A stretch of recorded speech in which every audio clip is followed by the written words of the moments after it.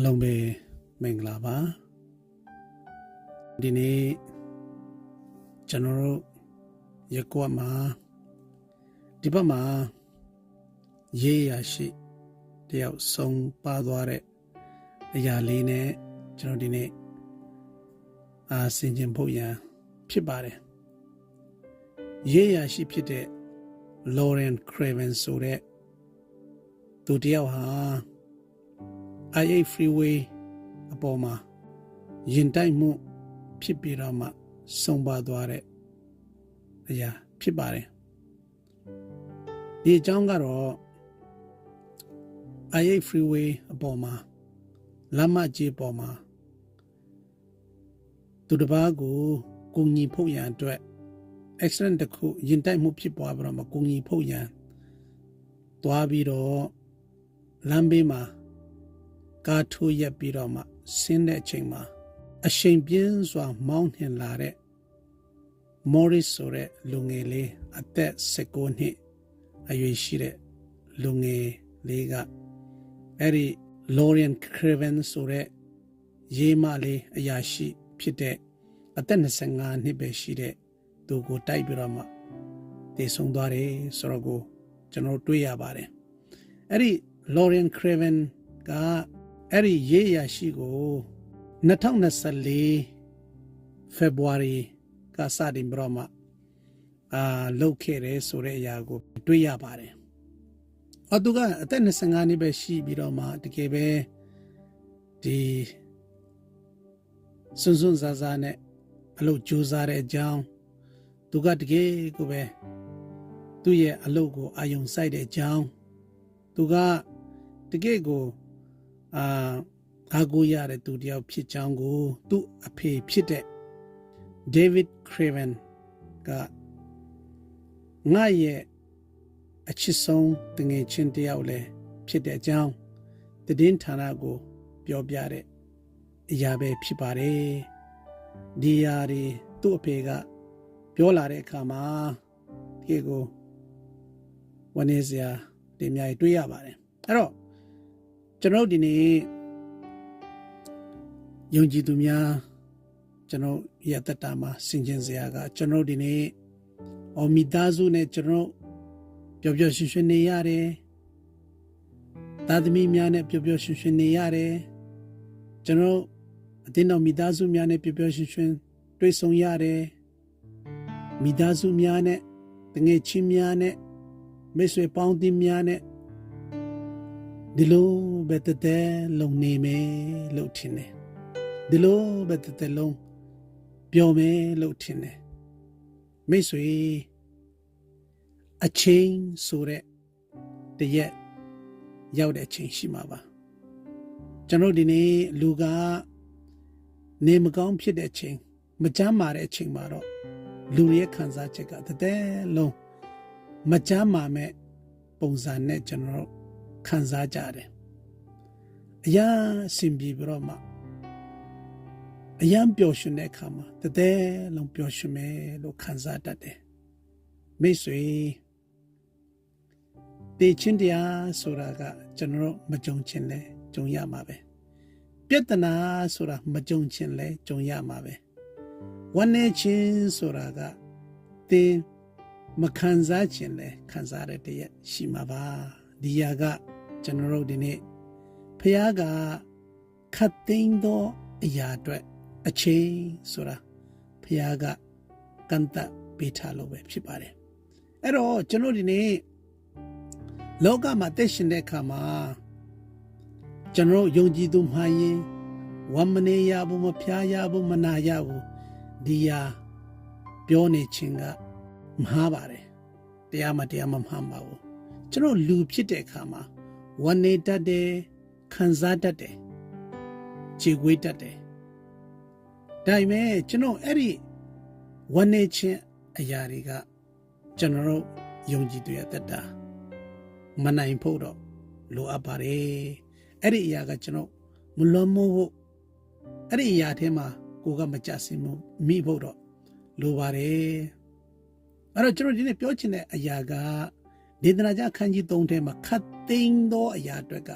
ဘုရားက အချိန်ဆိုတာလုတ်ပေးထားတယ်အဲ့တော့ခတ်သိမ်းတော့အမှုရာတို့ဒီမိမိတို့အချိန်ရှိတယ်လို့ဒေသနာကျမ်းခန်းကြီး3တစ်ကနေနှစ်မှာပြောထားပါတယ်မိုးကောင်းကင်အောက်၌ကြံစီသမျှအသီးသီးတို့ကိုပြုရသောချိန်ရှိ၏ဖွားချိန်နဲ့တည်ချိန်လည်းရှိ၏စိုက်ပျိုးရသောချိန်နဲ့စိုက်ပျိုးရသောအရာကိုနှုတ်ရသောချိန်လည်းရှိ၏တဲ့မိတ်ဆွေကျွန်တော်ဒီနေ့ယုံကြည်သူရဲ့တတ်တာမှာစိုက်ပျိုးရသောအချိန်နဲ့ရိတ်သိမ်းရသောအချိန်လည်းရှိတယ်နော်ဒါကြောင့်ဒီနေ့ဘုရားပေးတဲ့အသက်နဲ့ခဏအသက်ရှင်တဲ့အခါမှာကျွန်တော်ဒီနေ့ဘုရားကအခွင့်ပေးလို့ကျွန်တော်ဒီနေ့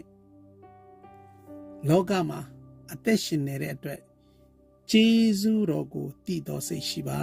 လို့နှိုးဆော်ချင်ပါတယ်ကျေးဇူးတော်ကိုဘုရားပေးထားတဲ့ကျေးဇူးတော်ထဲမှာသက်ရှင်တာကိုမေ့လျော့ပြီးတော့မှအသက်ရှင်နေဖို့မဟုတ်ပဲဘုရားကပေးထားတဲ့အချိန်ထဲမှာသင်မိသားစုနဲ့ပျော်ရွှင်နိုင်တယ်မိသားစုနဲ့သင်ဒီနေ့ပျော်ရွှင်နေနိုင်တယ်သင်အဆင်ပြေတယ်အဆင်ပြေတဲ့သူရှိတယ်လို့အဆင်မပြေတဲ့သူလည်းရှိပါတယ်အဆင်မပြေတဲ့သူဒီကိုလည်းကျွန်တော်ဒီနေ့ဘုရားကအခွင့်ပေးထားတဲ့အတွက်အဲ့ဒီအရာကိုလည်းပြန်ပြီးတော့မှကြော်လွှမ်းနိုင်ဖို့ရအတွက်ကိုလည်းဘုရားကပြန်လဲပြင်ဆင်ပေးတယ်ဆိုတော့ကိုကျွန်တော်တွေ့ရပါတယ်အဲ့တော့ကျွန်တော်ဒီနေ့အဲ့ဒီမကြုံချင်တဲ့အခြေအနေလည်းသင်ကြုံရမှာပဲအဲ့ဒီအတွက်ကျွန်တော်ဖျားပေးထားတဲ့အခွင့်အခါကောင်းကြုံတဲ့အချိန်ရှိတဲ့ချိန်မှာကောင်းစားတဲ့ချိန်မှာကျေးဇူးတော်ချီးမွမ်းတတ်တယ်လို့မကောင်းစားတဲ့အချိန်မှာလေကျေးဇူးတော်ချီးမွမ်းတတ်တော့အသက်တာရှိပါလို့နှိုးဆော်ချင်ပါတယ်အခန်းငယ်73ဒေသနာကျမ်းခန်းကြီး3အငယ်73ထဲမှာလူတိုင်းစားတောက်ခြင်းဟာ၎င်းမိမိကြိုးစားအားထုတ်သမျှသောအမှု၌ပျော်မွေ့ခြင်းဟာ၎င်းဘုရားသခင်ကျေးဇူးတော်ကြောင့်သာအခွင့်ရှိလို့ပြောပါတယ်မိတ်ဆွေတင်ကြုံတွေ့နေတဲ့ရင်ဆိုင်နေတဲ့အရာအလုံးဟာကျေးဇူးတော်ကြောင့်ဖြစ်တယ်ဆိုတော့ကိုမမေ့ပါနဲ့ဒီနေ့စားတောက်ခြင်းဟာ၎င်းကြိုးစားအားထုတ်သမျှအမှုပေါ်မှာပျော်မွေ့ခြင်းဟာ၎င်းနဲ့ဘုရားသခင်ကျေးဇူးတော်ကြောင့်ဖြစ်တယ်လို့ပြောတယ်အဲ့ဒီအတွက်သင်ဒီနေ့ဘုရားပေးထားတဲ့အသက်နဲ့အသက်ရှင်တယ်ဘုရားက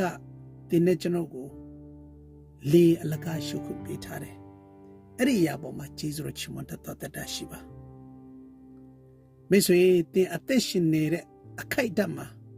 သူတစ်ပါးကိုမချီနှောင်ပါနဲ့လို့နှိုးဆော်ခြင်းပါတယ်နံပါတ်1ရှမဿဲခရစ်အခန်းကြီး18အငယ်18ထဲမှာငါမှန်ကန်ဆိုဒီကမြေကြီးပေါ်မှာတင်တို့ချီနှောင်သည်မြဒီကောင်းကင်ဘုံ၌ချီနှောင်လျက်ရှိလိမ့်မည်မြေကြီးပေါ်မှာဖြေလွတ်သည်မြဒီကောင်းကင်ဘုံ၌ဖြေလွတ်လိမ့်မည်လို့ပြောပါတယ်မိတ်ဆွေဒီနေ့လောကမှာလူတွေကပြောတယ်အိုးမြန်မြန်သိချင်းတယ်မြန်မြန်ကောင်းကင်သွားချင်းပြီမြန်မြန်သိချင်းတယ်ဒီမှာကအရန်ချီနှောင်ခြင်းတွေများလွန်းတယ်မိတ်ဆွေတင်ကတည်သွားရင်လည်းမလွတ်သွားဘူးနော်ဒါကြောင့်မြေကြီးပေါ်မှာတင်မချီနှောင်မှသာလေကောင်းကင်ဘုံမှာလည်းမချီနှောင်ပဲတင်ဖြစ်လွတ်ခြင်းရမှာဖြစ်တယ်မြေကြီးပေါ်မှာချီနှောင်တယ်ဆိုရင်ကောင်းကင်ဘုံမှာလည်းချီနှောင်မယ်လို့နှုတ်ကပတ်တော်ကကျွန်တော်ကိုသွန်သင်နေတာဖြစ်ပါတယ်ဒါကြောင့်သူတစ်ပါးကိုမချီနှောင်ပါနဲ့လို့အားပေးလိုပါတယ်နံပါတ်2ကုလချင်းရှိပါရှင်လုကာခရစ်ဝင်ခန်းကြီး23:34ထဲမှာယေရှုကလည်းအိုပါသူတို့ရဲ့အပြစ်ကိုလွတ်တော်မူပါသူတို့သည်ကိုပြုသောအမှုကိုမတိကြဟုမွတ်ဆိုတော်မူ၏ယေရှုခရစ်တော်က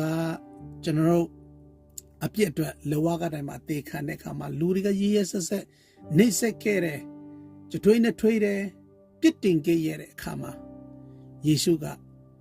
ဆူတောင်းတဲ့အရာကအိုပါသူတို့ပြုတဲ့အမှုမတိတော့ကြောင့်ပဲလုပ်တယ်လို့ခွင့်လွှတ်တာဖြစ်တယ်ဒါကြောင့်တယောက်နဲ့တယောက်ပေါ်မှာခွင့်လွှတ်ခြင်းရှိပါလို့ဒုတိယချက်နဲ့နှိုးဆော်ခြင်းပါတယ်တတိယချက်အနေနဲ့ကတော့ပ ပြင်ဆင်သောတက်တာရှိပါနေ့ရက်စဉ်တိုင်းမှာပြင်ဆင်ခြင်းနဲ့အသက်ရှင်ပါလို့ယုံကြည်သူများအားပေးလိုပါတယ်အဖက်အခန်းကြီး6အငယ်7ထဲမှာမာနဤပရိယေတို့ကိုတားဆီးနိုင်မိကြောင်းဘုရားခင်ပြင်ဆင်တော်မူသောလက်နက်စုံကိုဝတ်ဆင်ကြလို့ပြောပါတယ်မာနဤပရိယေစာဒမာနကလောကမှာကျွန်တော်ယုံကြည်သူတွေမယုံကြည်သူတွေလောကမှာလူတွေရဲ့အသက်တာထဲမှာလှုပ်ပြီးတော့မှလေစားခြင်းဒီပရိယေအမျိုးသုံးပြီးတော့မှကျွန်တော်ဒီနေ့စာဒမာနကလှုပ်ရှားနေတယ်ဆိုတော့ကိုကျွန်တော်တွေ့ရပါတယ်ဒါကြောင့်တမာတိရှိပြီးတော့မှကျွန်တော်အသက်ရှင်ဖို့လိုပါတယ်ဒါကြောင့်အမြဲတမ်းပြင်ဆင်သောအသက်တာရှိဖို့လိုပါတယ်ရှောင်း10ထဲမှာတခိုးဒီခိုးခြင်းတတ်ခြင်းဖြစ်စေခြင်းကလာတဲ့ငါမကတို့ကအသက်နဲ့လုံးကအထူးပြအသက်နဲ့ပြည့်စုံစေဖို့ငါလာတယ်လို့ပြောတာဖြစ်ပါတယ်တခိုးတီးဟူသောစာတန်ကကျွန်တော်ကိုဖြစ်စီဖို့တတ်ဖို့အမျိုးလှုပ်ဆောင်တဲ့အခါမှာယေရှုခရစ်တော်ကကျွန်တော်ကိုအသက်နဲ့ပြည့်စုံစေဖို့လာတာဖြစ်တယ်ယေရှုခရစ်တော်ကတော့ကျွန်တော်ရဲ့အသက်တာမှာပြည့်စုံသောအသက်တာနဲ့အသက်ရှင်စေခြင်းသောဘုရားရှင်ဖြစ်တယ်ဒါကြောင့်ကျွန်တော်ဒီနေ့လောကမှာဘုရားပေးထားတဲ့အချိန်တည်းမှာဘုရားစင်ပေးထားတဲ့ခတ်သိမ်းသောအရာအတွက်အချိန်လို့ပြောထားတယ်ပေါ်မှာဒေနာကျမ်းခန်းကြီး3ထဲမှာပြောထားတဲ့အရာကျွန်တော်တို့ဘုရားကပေးထားတဲ့အချိန်တည်းမှာအသက်ရှင်နေတဲ့သူများဖြစ်တဲ့အတွက်ဘုရားပေးထားတဲ့အချိန်တည်းမှာခဏဒါလောကမှာအသက်ရှင်တဲ့အခါမှာသူတစ်ပါးကိုမချီနှောင်မိဖို့သူတစ်ပါးကိုကုလချင်းရှိဖို့ပြင်ဆင်သောအသက်တာရှိဖို့ကျွန်တော်ဒီနေ့နှုတ်ပတ်တော်အဖြစ်နှိုးဆော်လိုပါတယ်ရောက်ချင်းစေတဲ့ဖျားရှင်ကောင်းကြီးပေးပါစေ